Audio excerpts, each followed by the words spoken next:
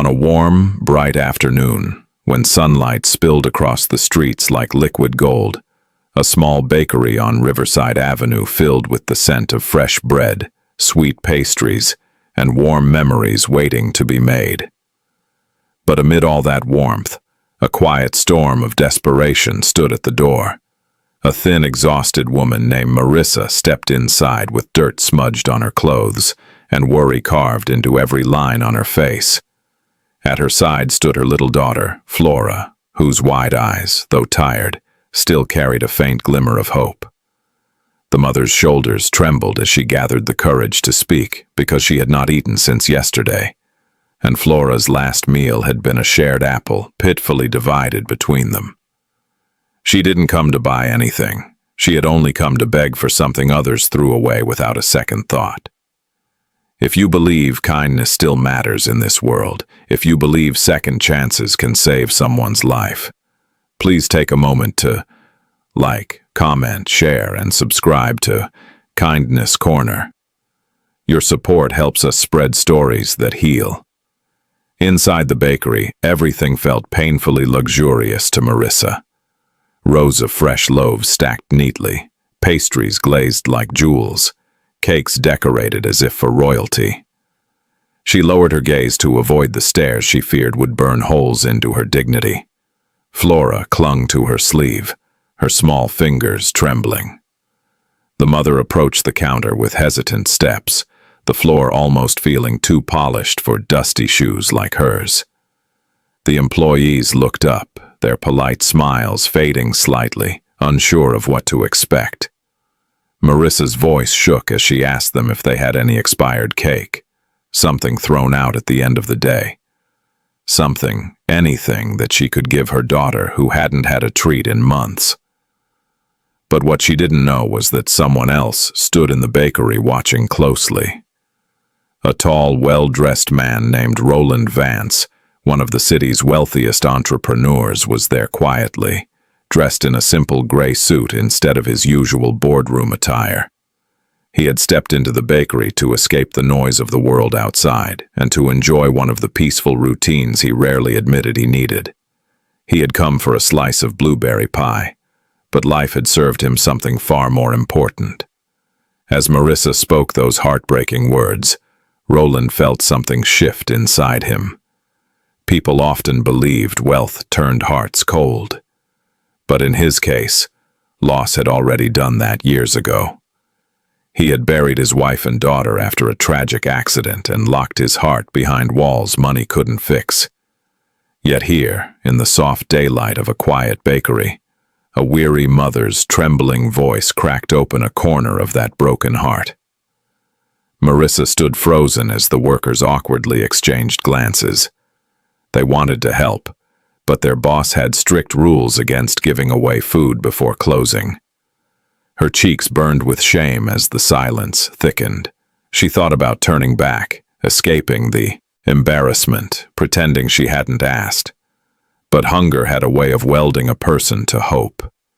Even when hope felt like a wound, Flora tugged gently at her sleeve, her eyes drifting toward a strawberry-topped cake behind the glass. She didn't ask for it. She wouldn't dare. Children like her learned early what dreams were allowed and which ones weren't. Roland noticed everything. The way the little girl hid behind her mother. The way Marissa tried so hard to stand tall, despite the weight pushing her down. He could almost hear echoes of his own daughter in Flora's small hands and hopeful silence. Something inside him broke in the most human way possible. It wasn't pity. It wasn't charity. It was recognition. The recognition of suffering he knew too well. In that moment, he didn't see a homeless woman or a starving child. He saw two souls pushed into shadows by life's cruelty. Standing in the doorway of a place filled with warmth they weren't sure they deserved. What happened next unfolded with the gentleness of daylight drifting through a window. Roland stepped forward, not announcing who he was, not waving around his wealth, not trying to attract attention. He walked quietly to the counter and asked the workers to pack the freshest cake in the display. The large vanilla sponge layered with berries coated with cream and decorated with fruits bursting with color. Then he asked for 2 warm meals, pastries, sandwiches, and anything he believed could restore life back into a hungry pair of eyes. Marissa watched in confusion, unsure why a stranger was making such a large order. When he turned to her, she braced herself for a lecture or judgment, her heart tightening like a fist. Instead, Roland simply placed the bag gently on the counter, nodding for the cashier to hand everything to her. His voice stayed calm and steady, thanking the staff and wishing them a good afternoon, as if his act of kindness was the most ordinary thing in the world. He didn't wait for applause. He didn't wait for gratitude. He simply took one step back and allowed Marissa to receive the kindness without pressure. But when her trembling hands reached for the bag, her eyes filled with disbelief, and she broke down in a way she'd been holding back for months. Flora's face lit up, not with greed, but with relief, an expression Roland had missed for years. The workers softened instantly, suddenly ashamed of the hesitation they had shown earlier. Kindness had entered the bakery, disguised as a man in a simple suit, and everyone felt it.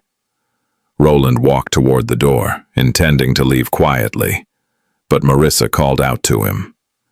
Not loudly, not dramatically, just a soft, cracked whisper of thanks, one that carried more sincerity than any speech he'd ever heard in the business world.